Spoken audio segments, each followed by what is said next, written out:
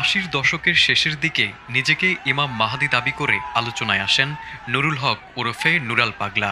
ওই সময় তার বিরুদ্ধে তীব্র জনরোষ সৃষ্টি হয়। পরবর্তীতে ১৯৯৩ সালে জনরোষ এড়াতে তিনি এলাকা ত্যাগ করেন। কিছুদিন পর আবার এলাকায় ফিরে আসেন। রাজবাড়ীর গোয়ালন্দ পৌরসভার ৫ নম্বর ওয়ার্ডের নিজ বাড়িতে গড়ে তোলেন দরবার শরীফ। গত ২৩ আগস্ট ভোরে অসুস্থ হয়ে রাজধানীর একটি বেসরকারি হাসপাতালে মারা যান নুরাল পাগলা। সেদিন সন্ধ্যায় এলাকাবাসীর অংশগ্রহণে তার প্রথম জানাজা অনুষ্ঠিত হয়। পরে ভক্ত অনুরাগীদের অংশগ্রহণে দরবার শরীফের ভেতরে দ্বিতীয় জানাজা শেষে রাত ১০টার দিকে তাকে মাটি থেকে প্রায় ১২ ফুট উঁচু স্থানে বিশেষ কায়দায় দাফন করা হয়। পবিত্র কাবা শরীফের আদলে তার কবরে রং করা হয়। এরপর থেকেই বিষয়টি নিয়ে ক্ষুব্ধ হন তৌহিদি জনতা।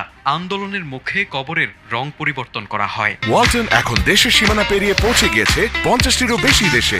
ওয়ালটন, ঘরে ঘরে বিশ্বজুড়ে। এ নিয়ে জেলা প্রশাসক ও পুলিশ সুপার সহ প্রশাসনের ঊর্ধ্বতন কর্মকর্তাদের সঙ্গে কয়েক দফা বৈঠক হয় তৌহিদি জনতা ও নুরাল পাগলার পরিবারের সদস্যদের মধ্যে। তবে কবর নিচে নামাতে গড়িমসি করে নুরাল পাগলার পরিবার। পরে ২ দফা সংবাদ সম্মেলন করে তৌহিদি জনতা কঠোর আন্দোলনের হুঁশিয়ারি দেন।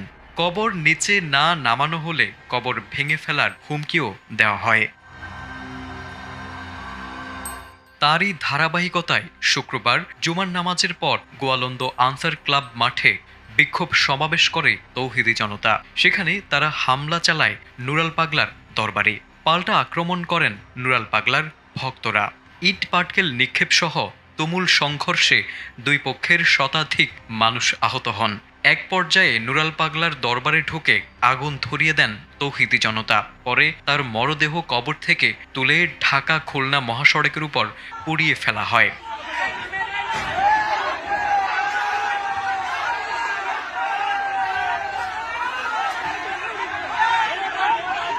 এদিকে অন্তর্বর্তীকালীন সরকার এ ঘটনাকে অমানবিক ও জঘন্যতম অপরাধ আখ্যা দিয়ে বিবৃতি দিয়েছে।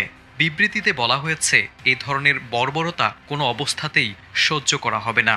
অন্তর্বর্তী সরকার জানায়, এই জঘন্য অপরাধের সঙ্গে জড়িতদের চিহ্নিত করা হবে এবং আইনের সর্বোচ্চ প্রয়োগের মাধ্যমে বিচারের আওতায় আনা হবে। তারেক আজিজ,